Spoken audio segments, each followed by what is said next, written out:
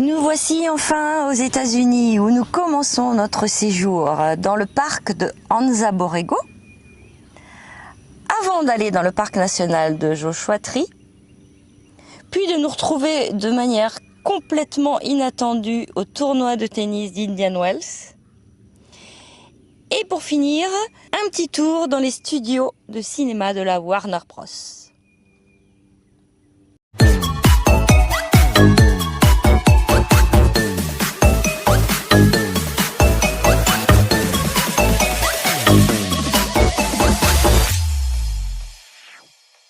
Bonjour tout le monde. Bonjour, alors on reprend aux États-Unis. On reprend pas les États-Unis, on arrive aux États-Unis. Ouais, on reprend le cours de notre voyage, hein, le cours de nos vidéos aux États-Unis. Et on a peut-être fait sentir qu'on avait été très content du Mexique en général et de la dernière séquence du Mexique avec les baleines et les cactus. On était habitué au pays. On aimait bien le Mexique. Et quand on a franchi la frontière des États-Unis, il y a eu comme un peu une décompression. Quand on franchit une frontière comme ça entre deux pays qui sont quand même assez différents en termes de mode de vie, il faut remettre à zéro tout ce qui est téléphone, argent, habitude, horaire, langue, bien évidemment. Et ça nous a pris quelques jours. On ne pourrait pas parler de stupeur, il ne faut pas exagérer, ce serait exagéré, mais il y a ni d'hébétude, mais il y a eu un moment de réglage qui a duré quelques temps et on a commencé à se sentir bien au bout de seulement 2 ou 3 jours. Les premiers jours, et surtout le premier bivouac, on l'a fait un peu dans les champs, mais à un endroit qui n'était pas vraiment beau. On n'avait pas encore vraiment compris comment le pays fonctionnait et on n'avait pas énormément travaillé notre itinéraire non plus. Nous venons d'arriver aux États-Unis, nous venons de passer notre première nuit et au moment de partir ce matin, on a entendu des vibrations. Donc j'ai tendu l'oreille et je me suis rendu compte que c'était au niveau du bloc moteur. Donc on vient de se garer pour vérifier. Et oh là là, il y a un truc qui est pas normal. Il y a un petit joint là qui s'est fait la malle et du coup ça tient plus. Petite réparation de menu, un petit morceau de fil de fer ici, petit morceau de fil de fer ici. Et normalement, ça doit repartir. C'est un peu au hasard qu'on s'est avancé simplement au-delà de la frontière de Mexicali. Et on a tout de suite trouvé un parc qui est un parc d'État, c'est pas un parc national, mais c'est un parc qui nous a quand même surpris par sa beauté, qui est le parc d'Anza Borrego. Non, on n'est pas retourné au Chili. Hein. On n'est pas à Atacama. Même si ça ressemble vraiment étrangement. C'est vraiment joli. On voulait se trouver un petit coin pour dormir dans le coin, mais en fait, il y a un rassemblement de buggy et ils sont des centaines de véhicules absolument partout, y compris sur les crêtes. Donc je sais pas si ça va être trop possible de se trouver un endroit isolé. Mais alors, c'est là qu'on a commencé à comprendre aussi le mode de vie américain. Pas à petite échelle. C'était même spectaculaire de voir littéralement des centaines ou des milliers de bus de voyage réunis avec autant de buggy partout dans les dunes. Et on a compris que les États-Unis allaient se caractériser par ce qu'on savait déjà, par leur grandeur en fait, le fait de tout faire en grand.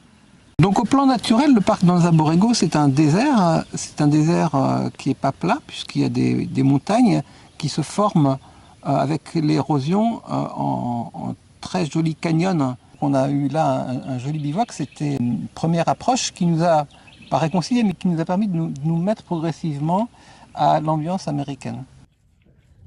Ce matin, on privilégie la vue au fait d'être dehors.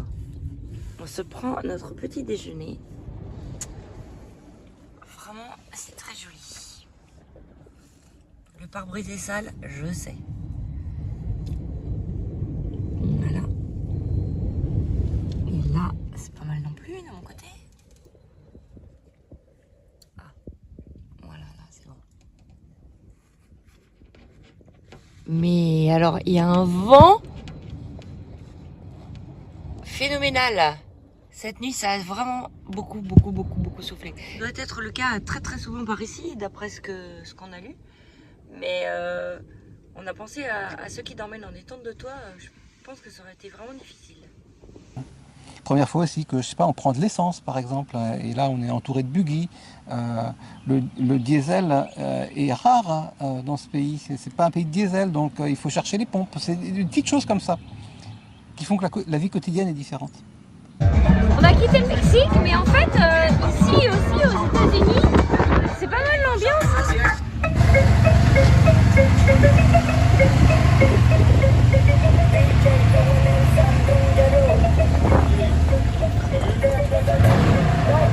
De là, on s'est dirigé vers le premier parc national. On visait d'aller au parc de Joshua Tree, et pour aller au parc de Joshua Tree, nous avons traversé une zone où il y avait des maisons, des lotissements. Ce sont des lotissements pour millionnaires en réalité, donc ce sont des résidences privées. Voilà. Des résidences fermées. Des résidences fermées avec des gardes à l'entrée, des barrières, et où on sentait qu'effectivement c'était vraiment des gens qui avaient de l'argent. Il y avait beaucoup de cours de tennis. À titre d'exemple, il y avait un club de polo. Mais c'est quand même pas banal, c'est pas un petit club de polo, mais c'était un truc absolument immense, quoi, sur des kilomètres. Et à côté, il pouvait y avoir un hippodrome, par exemple. C'est pareil, un truc gigantesque.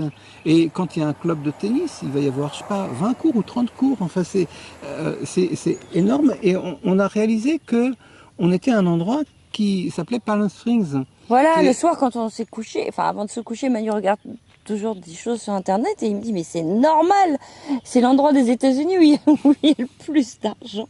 C'est là où il y a le plus de millionnaires qui sont installés, mais c'est des millionnaires d'un genre particulier. En fait, ce sont principalement des retraités. C'est une ville où l'âge moyen est élevé, et ce sont des gens qui ont beaucoup d'argent, qui ont un savoir-vivre à l'américaine, orienté sur une retraite plaisir, on va dire, et ça nous paraît un peu étrange, ça nous a paru un peu étrange de traverser cet endroit-là, mais c'était une réalité comme une autre.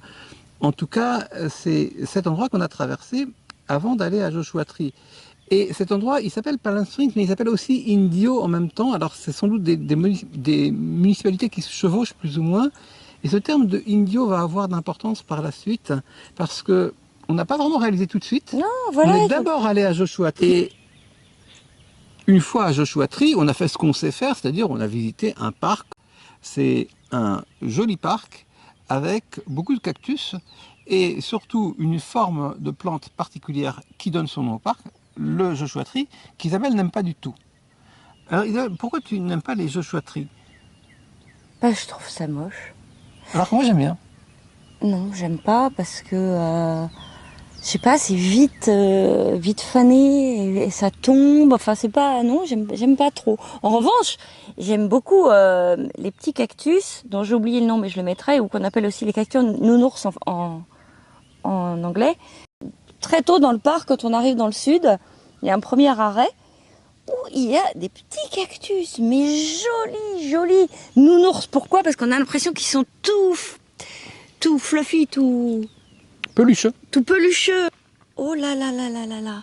Il n'y a que le nom qui fait que ce sont des peluches. Oui, on s'est accroché 2 ou 3 fois. Il y a un panneau avant de rentrer qui dit attention aux cactus, etc. Mais ils ont des petites épines. On en avait dans les crocs qu'on n'arrivait pas à enlever. Alors, au bout de leurs épines, il y a comme un petit crochet qui réussissait à attraper le plastique des crocs. Et vraiment, il ne s'agit pas de s'en mettre sur le corps, hein, parce que je pense qu'effectivement, ça peut faire très très mal. Oui, il y a ce petit hameçon microscopique qui est au bout de la pointe, qui fait très très bien son œuvre, et on n'arrive vraiment pas à les décrocher une fois qu'ils sont enfoncés. Comme souvent dans les parcs, il y a des points d'intérêt qui sont ici principalement des chemins qui serpentent entre les blocs rocheux. Donc c'est beau. Si, c'est joli. C'est pas méga spectaculaire au sens où les blocs empilés sont pas très hauts, ils font quelques mètres, à la limite peut-être 20 mètres ou 30 mètres d'eau. Mais ça donne toujours des formes et des couleurs étranges, et puis il y a un petit peu de vie. Oui, forcément, quand il y a des rochers, Maintenant, on le sait, hein, il y a souvent des rongeurs. En l'occurrence, dans le parc de Joshua Tree, il y a des tout petits rongeurs qui sortent, qui ressemblent à des petites souris, mais que j'ai vu à la jumelle, mais qu'on n'a pas réussi à photographier. En revanche, il y a une quantité impressionnante d'écureuils, de sol, des ground squirrels. Et voilà, donc ça nous a pris pas mal de temps d'essayer de les photographier. Et puis au nord, oui, on se retrouve dans ce parc où il y a des dizaines de Joshua Tree. On a eu un beau coucher de soleil aussi, qui donne évidemment, hein, les lumières sont importantes parce que c'est l'élément du paysage qui va donner sa forme et sa couleur aux roches. Donc c'est typiquement des paysages qu'il vaut mieux voir le matin tôt ou le soir tard. Et il ne faut pas rater le coucher de soleil. Nous, on a eu un beau coucher de soleil. On est ensuite allé s'installer à l'extérieur du parc, hein, pour passer la nuit. Et c'est là que je me suis dit, mais il y a un truc bizarre. On est en Californie, Indian Wells, et je suis beaucoup le tennis professionnel. Et je savais qu'il y avait le tournoi d'Indian Wells à ce moment-là. Je savais que c'était en Californie, mais je n'ai pas réalisé qu'en fait, qu'en fait, on y était. C'est vraiment super marrant d'être à Indian Wells. Moi, j'en reviens pas en fait. C'est une idée qui m'est venue il y a 2 jours, quoi. Mais je pensais pas que c'était possible. Et voilà, on a les palmiers, le ciel bleu, la neige en fond. C'est super beau. Et plein de petits joueurs de tennis et de cours, de toutes les couleurs. Organisation à l'américaine en ce qui concerne le parking.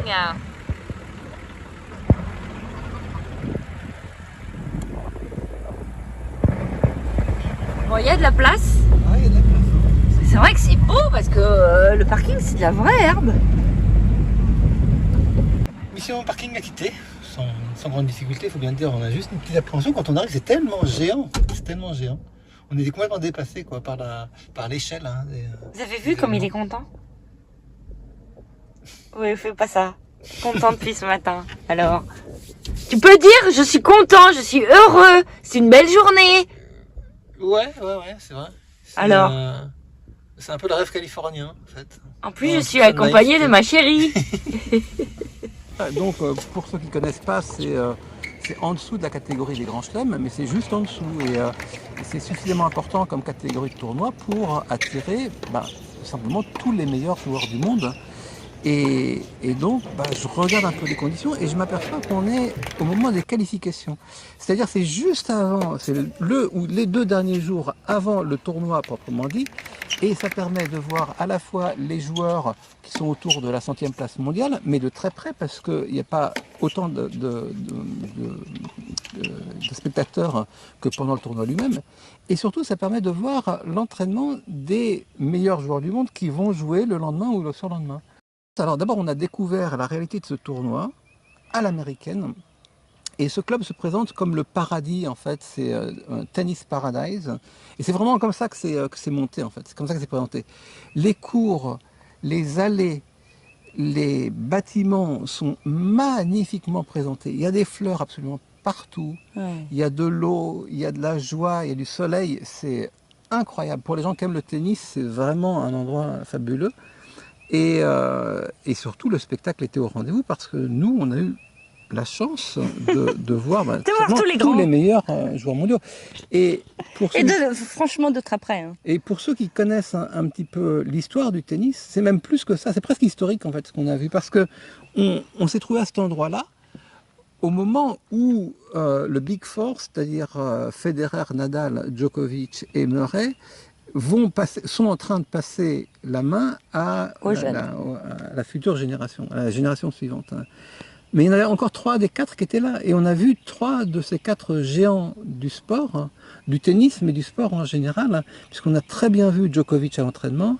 J'ai eu la chance de voir J'ai vu Nadal. Murray, toi tu étais sur un autre cours. On a vu Murray un tout petit peu. Et surtout, j'ai eu l'occasion de voir les derniers coups de tennis de Nadal. Et c'était par chance, j'étais resté plus tard qu'Isabelle, qui était faire la bouffe, tu peux le dire. Mais non, mais parce qu'on sentait que c'était la fin. Normalement, c'était jusqu'à 18h. Donc moi, j'ai tenu jusqu'à 18h30 et j'ai dit, bon, écoute, je vais préparer à manger. Il me dit, ouais, j'arrive. En fait, j'ai eu le temps de manger, de digérer, parce qu'il m'a envoyé un texto en me disant, c'était pas prévu, mais il y a Nadal qui joue. Alors, je savais qu'il était super heureux. Je lui ai dit, mais profite. Et puis il me dit, bon, dernier coup et j'arrive. Et puis il arrivait toujours pas. Et ensuite, il m'a raconté qu'il a eu beaucoup de chance, parce que une fois que l'entraînement s'est terminé, tout le monde est parti, et puis il y a des jeunes ou moins jeunes qui viennent pour avoir des autographes, et Manu se trouvait sur un pont, et Nadal est arrivé sous le pont, donc sous Manu, avec un représentant d'Indian Wells, et là, on pense vraiment que c'est là qu'il a dit qu'il arrêtait, qu'il déclarait forfait. Qui déclarait forfait pour ce tournoi particulier. À ce jour, on ne sait pas s'il rejouera vraiment de manière compétitive sur terre battue. Mais donc oui, il a peut-être eu un des derniers coups droits de Nadal. Alors, à Indian Wells, c'est certain. Ah bah oui. Plus généralement, il est presque certain que non, il va au moins tenter sa chance à Roland-Garros.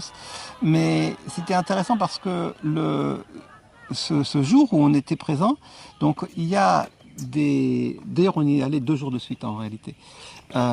Donc ces jours où on était présent, il y a à la fois les joueurs des qualifications qui donnent le meilleur d'eux-mêmes, donc là c'est sérieux, ils jouent pas pour leur vif, pas exagéré, mais ils jouent au maximum de leurs moyens.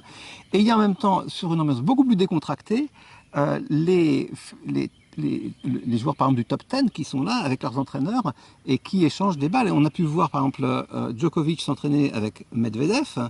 On a pu voir Medvedev discuter en permanence avec son entraîneur qui est une sorte de gourou légendaire en fait, qui s'appelle Gilles Servara, qui est très connu dans le milieu.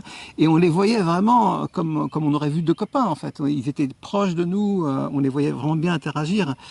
Et comme il y a beaucoup de spectateurs qui veulent voir l'entraînement des meilleurs, il y a un planning des entraînements. Et par exemple, le planning de l'entraînement de Medvedev et Djokovic, il était annoncé. Donc quand on y est allé, il y avait la foule, il fallait un peu se presser pour voir les joueurs. Mais Nadal, non. Nadal s'est entraîné en quelque sorte secrètement un soir et il fallait vraiment être là par hasard pour passer le long du cours et voir que Nadal était là. Et le tennis, c'est un sport que moi j'apprécie particulièrement parce que je pense que les joueurs ont un certain niveau en fait éducatif moyen ou je pense qu'en fait ils sont intelligents en général parce que c'est difficile d'être très bon au tennis juste sur le physique. Donc il y a par exemple un assez bon niveau de réflexion au sujet du sport. En général, les bons joueurs connaissent bien l'histoire du sport, connaissent très très bien la tactique. Quand on sait pas jouer, on a l'impression qu'ils jouent coup droit, revers. Pas du tout en fait. Il y a des schémas qui sont complexes, qui sont travaillés. Et c'est peut-être pas aussi complexe que le jeu d'échecs, mais il y a un côté, on va dire, aussi cérébral. Et on le voit bien avec un joueur comme Medvedev, par exemple, qui est un joueur réputé très intelligent. Quand il travaille à l'entraînement, là c'était décontracté, l'ambiance était bonne. Mais c'est pas n'importe quoi. Donc ça donne aussi une impression de grand professionnalisme. Ah là là, il est grand temps de quitter les cours de tennis parce qu'il y a la tempête qui se lève. On voit dans les palmiers, on voit je sais pas quoi, l'arbuste là qui se fait la malle. Et tout à l'heure, il y a quelques minutes, il y a eu une tempête de sable et c'était tout blanc partout. Je vais faire un petit enregistrement parce que Manu il est en train de m'expliquer ce qu'il a prévu de faire pour la suite et je trouve ça intéressant. Autant l'enregistrer et comme ça fera de l'avance pour la vidéo qui concerne ce sujet. Ouais, en réfléchissant au programme des semaines qui viennent, en fait d'abord on est contraint un peu par le climat parce que le climat est quand même dans l'ensemble continental est froid dès qu'on s'éloigne de la côte pacifique. Donc c'est un peu l'occasion de faire du tourisme culturel si on veut, ce qui est pas notre habitude. Mais pourquoi pas, l'occasion se présente. Et pour moi la façon de faire... Après il y a différents tourismes culturels. Exactement. Par exemple quand on était au Mexique c'était surtout la musique, la bouffe, quand on était ou certaines techniques. là, c'est plutôt le cinéma. Mais parce qu'on passe près de Los Angeles et que Los Angeles, c'est le siège du soft power américain. C'est par là que l'Amérique assure son pouvoir sur le monde assez largement, au moins son pouvoir culturel, sa domination, son hégémonie, on va dire. C'est difficile d'en parler sans avoir une approche un minimum critique. Critique pas forcément négative, mais critique au sens de la réflexion qu'on peut avoir là-dessus. L'Amérique s'identifie en partie à l'image qu'elle veut donner d'elle-même. C'est la notion de rêve américain. On pourrait dire que c'est quelque chose de performatif. En fait, ça fait partie d'un discours performatif. C'est un discours qui crée une réalité et qui se confond avec la réalité, ou plutôt qui modifie la réalité.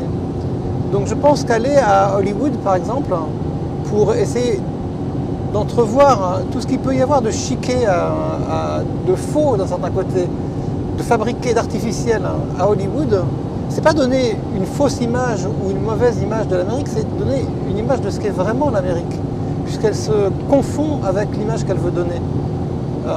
Dans le sens où elle a théorisé, enfin le pouvoir américain a théorisé l'utilisation du soft power pour la domination du monde. Donc on n'ira pas à Washington DC, c'est trop loin de notre route, on n'ira pas voir la Maison Blanche. Mais c'est pas grave en fait, parce que pour moi, si on veut apprécier la culture américaine, il vaut mieux essayer de l'apprécier par la côte ouest. Alors d'abord on aura l'étape à Los Angeles, avec Hollywood, et il y aura aussi San Francisco. Est-ce qu'on pourra aller voir la montagne, photographier Oscar devant la montagne où il y a écrit Hollywood là en gros là? Alors ça c'est ce qu'on appelle le Hollywood Sign, qui est lui-même, et c'est très américain d'ailleurs, protégé en fait. C'est une sorte de marque déposée, il y a une fondation qui est titulaire des droits. Je crois qu'on peut, on peut le filmer pour des motifs privés.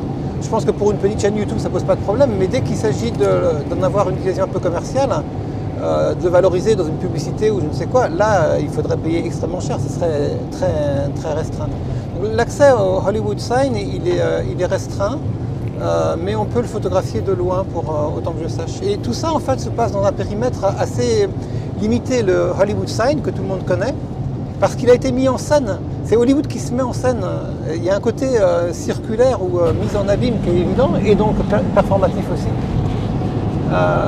Si je cite des mots comme Sunset Boulevard, Hollywood Boulevard, les étoiles, Mulholland Drive aussi, le Walk of Fame, là où il y a les étoiles, Santa Monica, Santa Barbara, tout ça c'est pas loin en fait.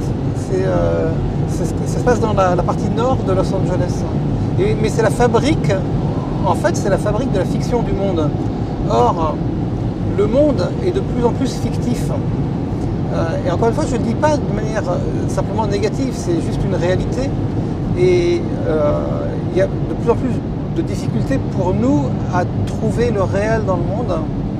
Et je pense qu'aux États-Unis, il faut essayer justement d'expliquer un petit peu ça.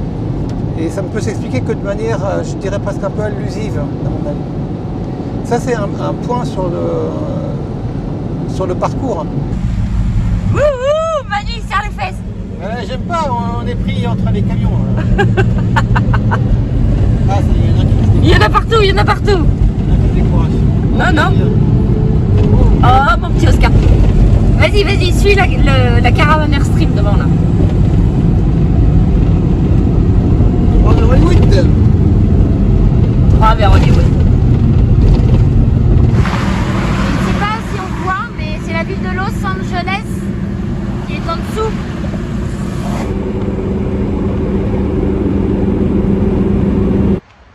Wouhou! Quel changement! Après 2 jours passés sur les cours de tennis, nous voici à Los Angeles. Nous allons... Elle a visité les studios de cinéma. Oh.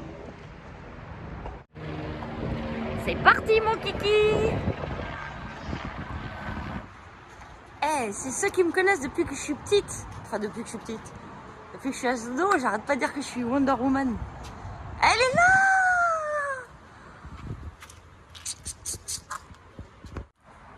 Regardez bien, c'est moi.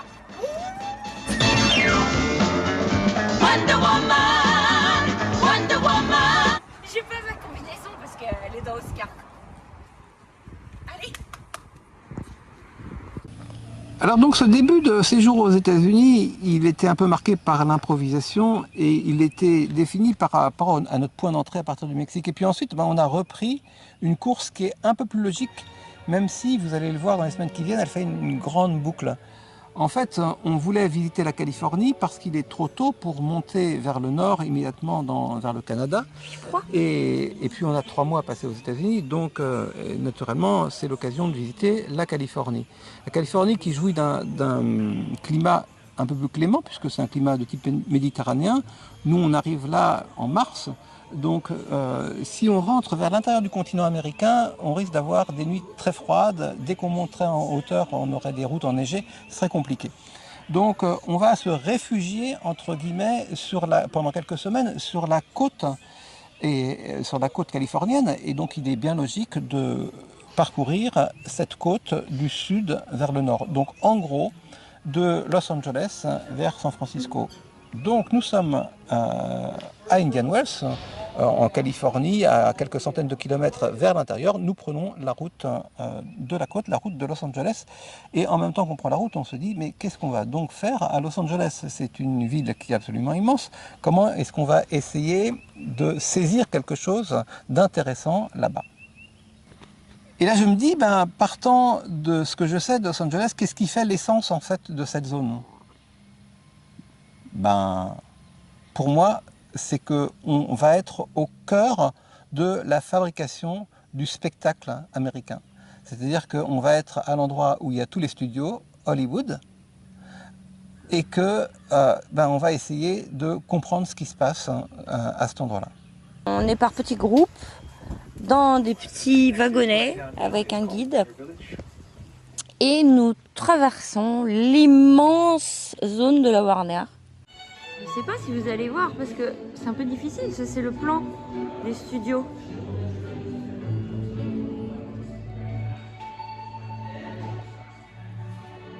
Peut-être mieux comme ça.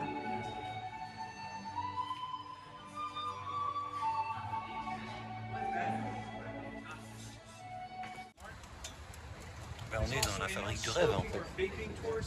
Et ça se fait pas n'importe comment, il y a une industrie derrière. C'est ça qui est intéressant.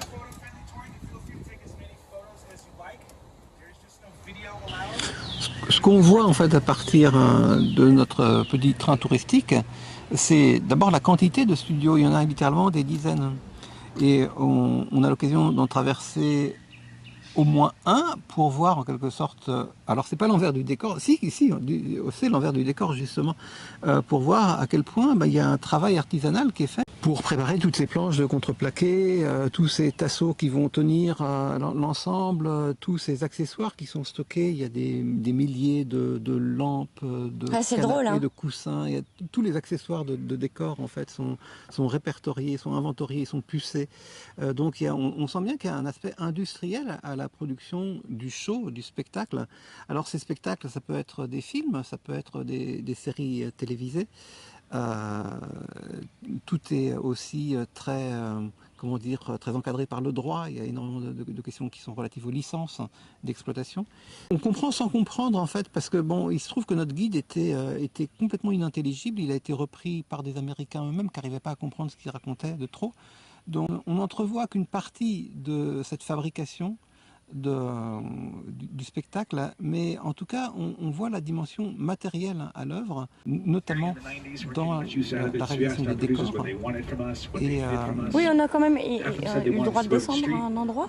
Tu sais, t'as touché les murs. Ça permet de réaliser que tout ce qui nous entoure, en fait, qui prend parfois la forme extérieure d'un grand bâtiment new-yorkais, c'est du carton-pâte en réalité. Donc ça c'est assez amusant.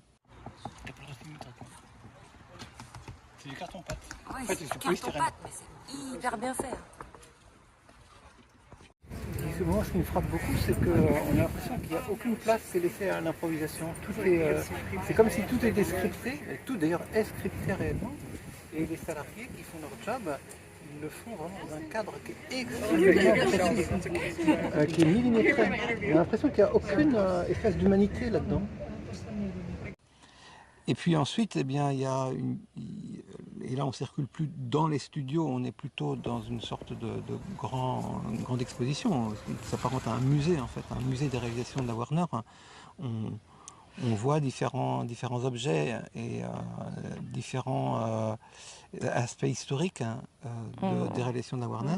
On voit par exemple à un moment tous les manuscrits écrits à la main des scénarii. Toujours, ou des scénarii, ils s'appuient, enfin, ils se sont appuyés traditionnellement, ils s'appuient apparemment toujours sur des liasses manuscrites. Donc c'est assez, enfin, typographié, mais en tout cas, le papier reste présent dans la fabrication du spectacle à l'américaine. Et puis alors, il y a évidemment des points forts de la tournée. Et Parce que leur plus grosse production historique, c'est Friends. C'est ce qui leur a ramené le plus en matière de séries télévisées, oui. Voilà. Pas en matière de films, mais en matière de séries télévisées. Donc effectivement, c'est mis en scène. Quand on est dans la voiturette, il nous dit, voilà, là vous voyez ce décor, c'est là où Chandler et Joey, ils ont joué telle scène. Donc il nous montre un écran pour qu'on arrive bien à se remémorer cette scène-là, où il nous dit, ah là-bas vous avez la fontaine. Alors ce qu'il faut savoir, c'est qu'on est des grands fans de Friends. On a déjà regardé une fois et demie. On est encore de la deuxième quand on est enfant. Et là, c'est trop bien parce qu'on est dans le studio d'enregistrement de Friends. Regardez ça. Le canapé.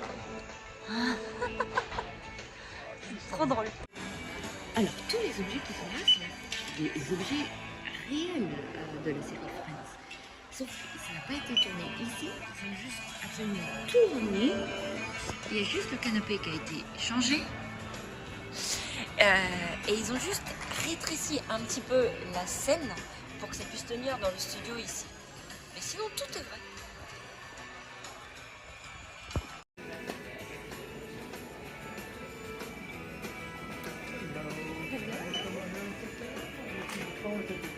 Yeah.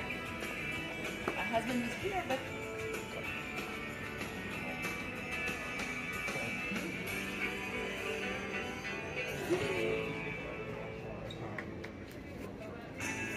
Je peux mettre les pieds sur la table.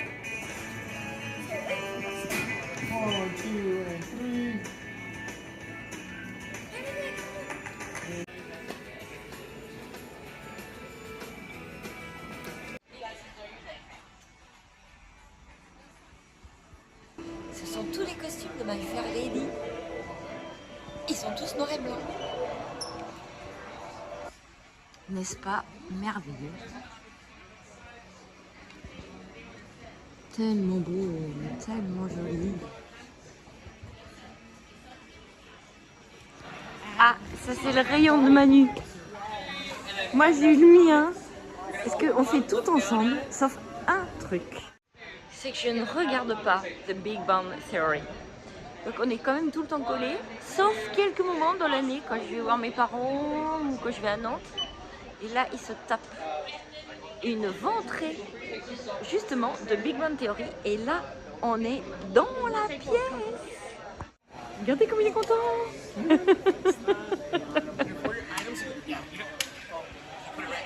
Tout drôle.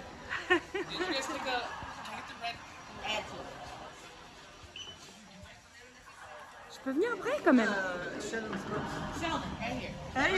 Oh, I know.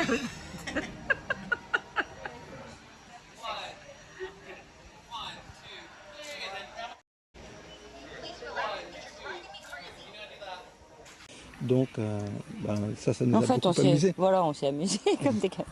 Ça nous a amusé parce que, comme tout le monde en fait, on a plaisir à se retrouver au milieu d'éléments familiers.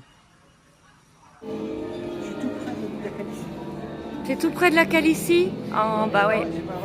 Non, t'as le droit de faire tout ce que tu veux, mais de pas toucher la Calicie. Ni ses comparses. Ah bah oui, c'est son vrai habit. Hein. Et bien sûr, comme après toute visite, on a la boutique. Mais ceci dit, c'est quand même excessivement bien fait. Là, ils ont recréé encore une fois le café.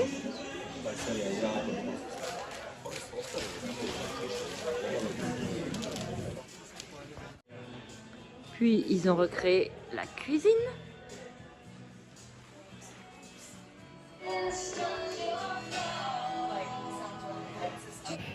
Voilà, ils ont recréé la petite verrière où ils vont se retrouver tout le temps sur le balcon. I could see ugly naked guy. There. Where? There. Wow.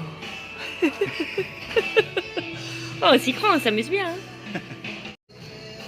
Et voilà, le salon de l'appartement.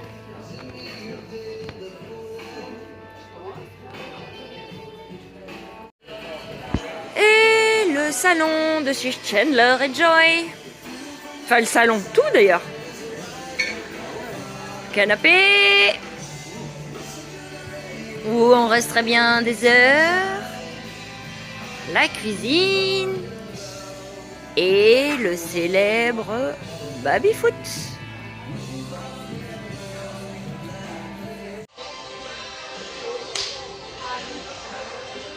Bon voilà, je crois qu'on va s'arrêter là parce que cette vidéo serait trop longue. Donc on va couper après la visite des studios de la Warner, sachant que notre visite à Hollywood n'est pas terminée et qu'on vous racontera la suite dans la prochaine vidéo. À bientôt. Bonne semaine!